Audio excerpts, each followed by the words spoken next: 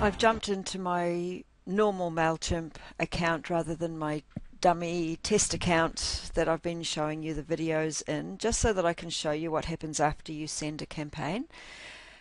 You'll see here a whole heap of campaigns that I've sent, and because they've been sent, they now have some statistics next to them.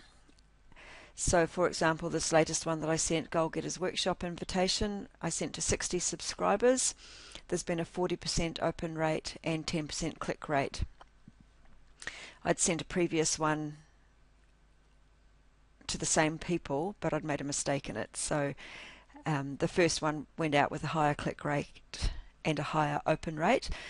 So I can actually get a lot of information from the reports. So to look at a report of a campaign that you've sent, all you have to do is click report, and here it is. I can see that 24 people opened the email, 6 people clicked on it, there have been 48 open, so there's a lot of things that I can see here. I can see who opened the email the most as well, and that's really important information. So let's go to opened. 24 people have opened it, and I can click on the word open to sort the number of opens. So when you click once, you'll get lowest number to highest number. When you click it again, you'll get highest to lowest. So here I can see that somebody has opened this email 14 times, someone else 6, someone else 3. So that's really good information for you with your customers, because you'll be able to actually see who has been most interested. Now, it may be that this person didn't open the email 14 times, but in actual fact she sent it to some of her friends or some of her team and they've opened it.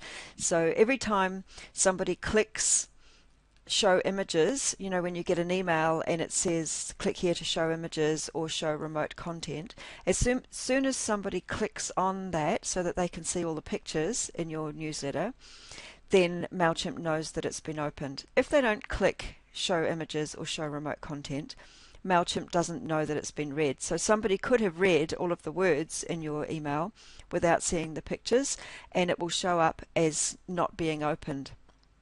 So the open report is never accurate, it's only an indication. So let's go back here. It says 24 opened.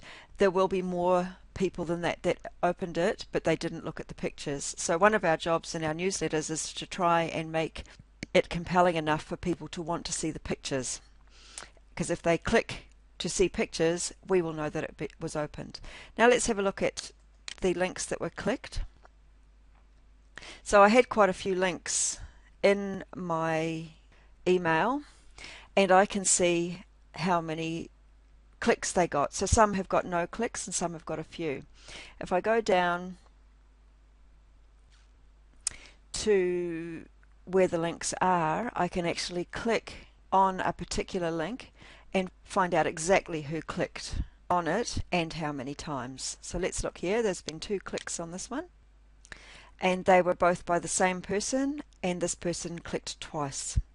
If I now go back and look at a different one,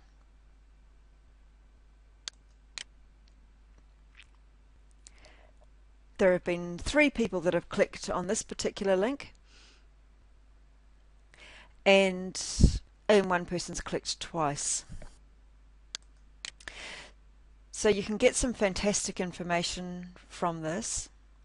If you have put a link into your email that links to hostess rewards or a special offer for hostesses or recruiting information, you'll be able to go in and see exactly who clicked on that information and how many times. So when you're deciding who to phone, you will phone those people. You won't say to them, look, I noticed that you clicked 9 times on the information about joining the business, of course, because that's a really good way to look creepy and get unsubscribed very quickly.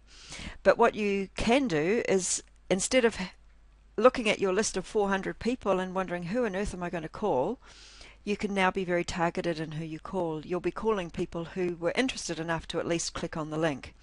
And then you can call them, and your reason for calling is to find out if they got your newsletter, and to then chat about how things are going for them and lead into a conversation about whatever it is that you're offering in the newsletter. So suddenly the phone calls are not as scary because you're calling someone who must be warm at least, or at least they're vaguely interested. So it's not as scary, and you're being much more targeted and using the phone in a more sensible way rather than just looking at your great big massive list and wondering who on earth you should call.